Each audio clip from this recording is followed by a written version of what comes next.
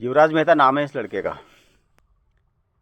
नोएडा के posh area Tata eureka में 2 करोड़ रुपए का घर, गुड़गांव में अच्छी जॉब, सारे ऐशो आराम की ज़िंदगी काट रहा था।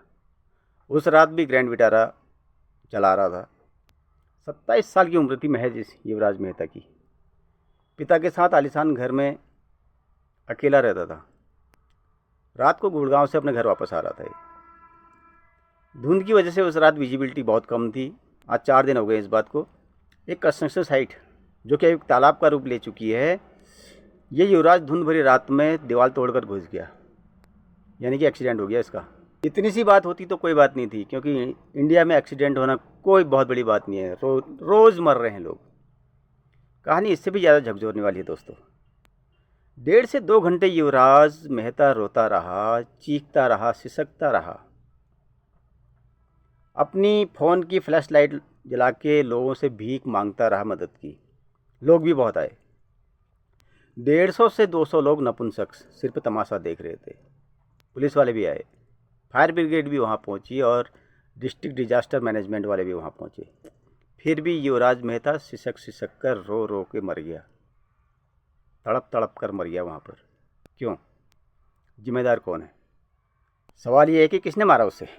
क्या नोएडा अथॉरिटी का सीईओ, जिसे कि सिर पर हटाया गया है, यानी कि अभी तक उसका दूसरी जगह ज्वाइनिंग भी हो गई होगी, नो पनिशमेंट? या नोएडा की डीएम मेधा रूपम, जो कि chief election commissioner of India mister Gyanesh Kumar की बेटी है किसी औकात इनके बारे में बोलने की? किसी की नहीं। या फिर खुद युवराज मेहता जी के पिताजी, जिनका 27 साल का बेटा सिस्टम की भेंट चढ़ गया। वो बेटा जो इन्हें बार बार फ़ोन कर रहा था कि पिताजी मुझे बचवा लो, पापा मुझे बचा लो, और खुद ये पिताश्री 1.5 से 2 घंटे डिपार्टमेंट टू डिपार्टमेंट फ़ोन की घंटियाँ बजाते रहे। किसी डिपार्टमेंट ने इनकी कोई मदद नहीं की। और इनको जब क्वेश्चन किया जाता है, सवाल पूछा जाता है, तो इनका जवाब क्या आता है? ये कहते हैं कि मुझे सिर्फ योगी जी के दर्शन करने हैं, और सिस्टम इनकी पूरी मदद कर रहा है।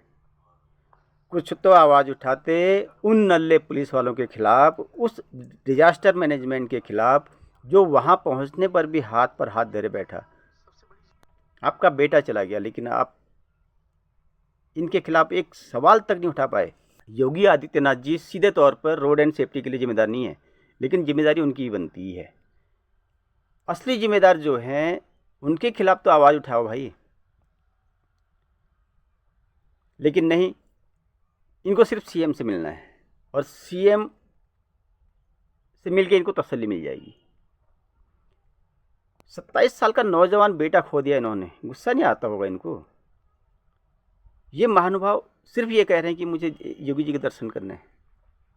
इनको गवर्नमेंट का पूरा सहयोग मिल रहा है, जबकि यही आदमी अपने बेटे को बचाने के लिए डिपार्टमेंट टू डिपार्टमेंट चक्कर काट रहे थे, और किसी डिपार्टमेंट ने इनकी कोई मदद नहीं की। इनका 27 साल का नौजवान बेटा चला गया, और फिर भी ये उन डिपार्टमेंट के ऊपर कोई क्वेश्चन नहीं उठा रहे हैं।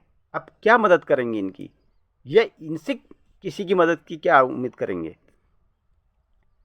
गुस्सा नहीं आ रहा होगा क्या इनको? सवाल नहीं पूछ सकते क्या उस डीएम से, उस सीईओ से, उस अथॉरिटी से, कि आखिर भाई मेरा बेटा मरा, और मरा कैसे? डिस्ट्रिक्ट डिजास्टर मैनेजमेंट वाले हैं, ये तनख्वाह किस चीज़ की लेते हैं? यही इन्हीं चीज़ों की तो लेते हैं कि कोई आदमी कहीं फंस गया है, उसे निकालने की तो तनख्वाह ले रहे हैं। तो कोई तो सवाल पूछे इनसे, पर नहीं।